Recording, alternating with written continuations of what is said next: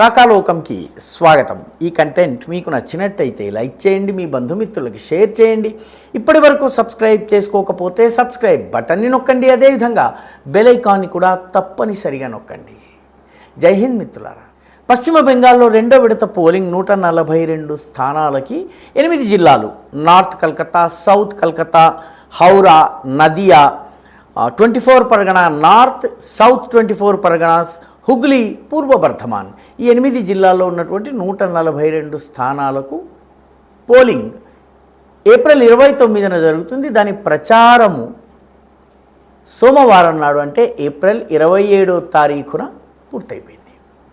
April 27తో మైకులు మూగపోయాయి.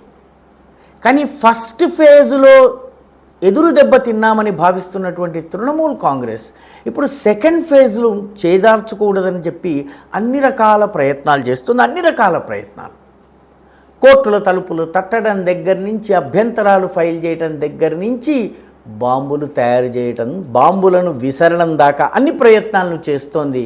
అయితే ఈసారి 2.5 లక్షల మంది భద్రతా సిబ్బంది కేంద్ర ప్రభుత్వము మోహరించటం ఒకటి, అదేవిధంగా అమిత్ షా స్వయంగా బెంగాల్లో మకాం వేసి పరిస్థితిని సమీక్షిస్తున్న కారణంగా ఈ బాంబుల బ్యాచ్లు బయటకు రావడానికి కొంచెం ఇబ్బంది అవుతున్నది. అయినప్పటికీ ప్రయత్నాలు ప్రారంభమయ్యాయి. ఒక సంఘటన నార్త్ 24 పరగనాలో ఉన్నటువంటి భాట్పాడా గ్రామంలో బీజేపీ అభ్యర్థి పవన్ సింగ్ ఆయన ఇంటి ముందు నాటు బాంబులు విసరడం జరిగింది. 15 మంది వచ్చి ఆయన ఇంటి ముందు నాటు బాంబులు విసిరారంటే ఇంత సిఆర్పి భద్రత ఉన్నప్పటికీ, ఇంత సిఆర్పిఎఫ్ భద్రత ఉన్నప్పటికీ, అడుగడుగున అణువున గాలిస్తున్నప్పటికీ కూడాను 15 మంది వచ్చి మూకగా వచ్చి బాంబులు వేసి వెళ్ళారు. అదృష్టవశాత్తు ఎవరు గాయపడలేదు. అయితే తక్షణమే భద్రతా దళాలు యాక్షన్లోకి దిగి 15 మందిని పట్టుకునేందుకు ప్రయత్నం చేశాయి. కొందరు పారిపోయారు. 15 మంది మీద కేసులు బుక్ చేశారు. 4గురిని అరెస్ట్ చేశారు. అరెస్ట్ అయినటువంటి కార్యకర్త ఒకడి పేరు కౌశిక్ దాస్, ఒకడి పేరు సికందర్ ప్రసాద్, ఒకడి పేరు గోపాల్ రౌత్, ఇంకొకటి పేరు శ్యామ్దేవ్ షా అతని పేరు. వీళ్ళుగాక 15 మంది, ఇంకొక 11 మంది అదృశ్యమై ఉన్నారు. వాళ్ళు పారిపోయారు. వాళ్ళని పట్టుకునే ప్రయత్నం చేస్తున్నారు. అందులో ఒకడి పేరు ఫిరోజ్, ఒకడి పేరు ముంజల్, ఒకడి పేరు రజాక్. వీళ్ళందరినీ కూడా పట్టుకునే ప్రయత్నాలు జరుగుతున్నాయి. దీంతో బాంబుల పర్వం, బాంబుల్ని బయటకి తీసేటటువంటి ప్రయత్నం ప్రారంభమైంది. అంతకు ఒక రోజు ముందే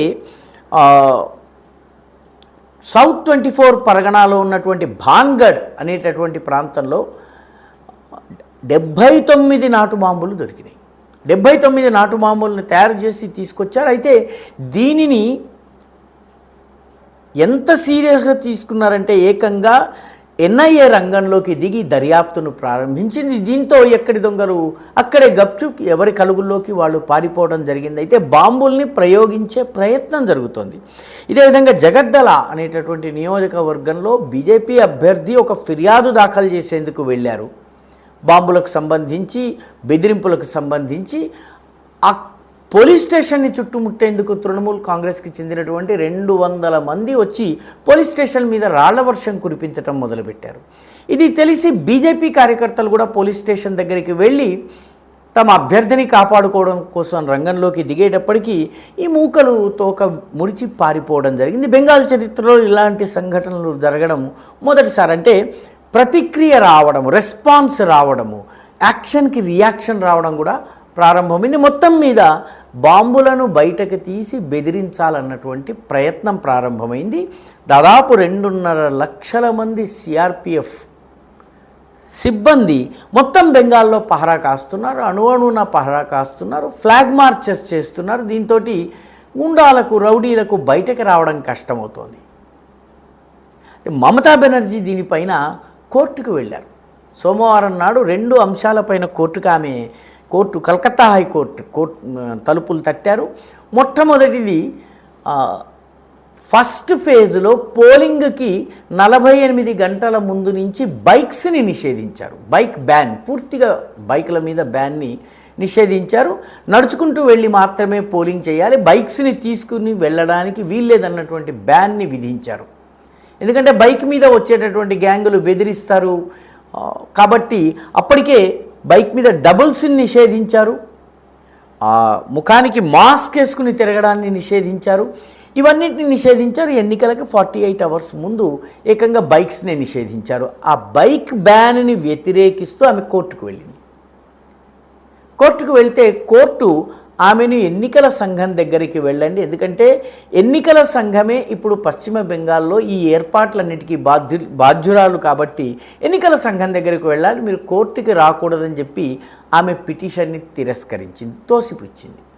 రెండవది, ఆమె ఒక పోలీస్ ఆఫీసర్, పోలీస్ అబ్జర్వర్, ఆయన బీజేపీ అభ్యర్థిని కలిశారు అని చెప్పి అభ్యంతర పెడుతూ కోర్టుకి వెళ్ళింది. అయితే దీని విషయంలో కూడా ఎన్నికల సంఘానికి వెళ్ళాలి. పైగా పోలీస్ అబ్జర్వర్స్ రాజకీయ పార్టీల అభ్యర్థుల్ని కలవడాన్ని ఎక్కడా నిషేధించలేదు. వ్యక్తిగతంగానూ సమావేశమవుతారు, వాళ్ళు ఫిర్యాదులు దాఖలు చేస్తారు, లేకపోతే 2-3 క్యాండిడేట్లని కలిపి కూర్చోబెట్టి కూడా సమావేశం జరగడం అనేది ఈసారి నుంచి కాదు, గతంలో కూడా జరుగుతుంది. కాబట్టి దీని విషయంలో కూడా పెద్దగా కోర్టులు పట్టించుకోలేదు. మమతా బెనర్జీకి ఆ రకంగా డబుల్ రిజెక్షన్ వచ్చింది. మరోవైపు ఒక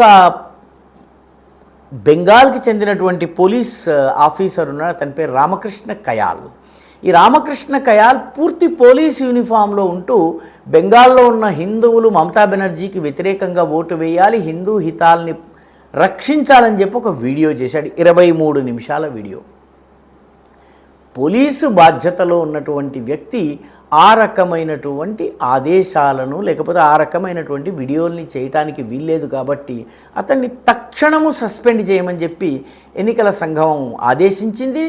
పశ్చిమ బెంగాల్ పోలీస్ విభాగం అతన్ని విధుల నుంచి పక్కకు తప్పించింది, సస్పెండ్ చేసింది. రామకృష్ణ కయాల్ అతని పేరు. కాబట్టి ఎన్నికల సంఘం ఆ పక్షం వైపో ఈ పక్షం వైపో లేదు, అన్ని పక్షాలను సమానంగా చూడటంతో పాటు ఎన్నికలు శాంతియుతంగా భయము, పక్షపాతము, బెదిరింపు, హెచ్చరికలు, లంచాలు, ప్రలోభనలు ఇవేవీ లేకుండా శాంతియుతంగా బాంబులు, బెదిరింపులు ఏవీ లేకుండా జరిపించేందుకు ఎన్నికల సంఘం ప్రయత్నిస్తుంది. రెండవ విడత పోలింగ్ ఏ రకంగా జరుగుతుందన్న దానిపైన పశ్చిమ బెంగాల్లో ఏ ప్రభుత్వం ఏర్పాటవుతుందన్నది నిర్ధారణ అవుతుంది.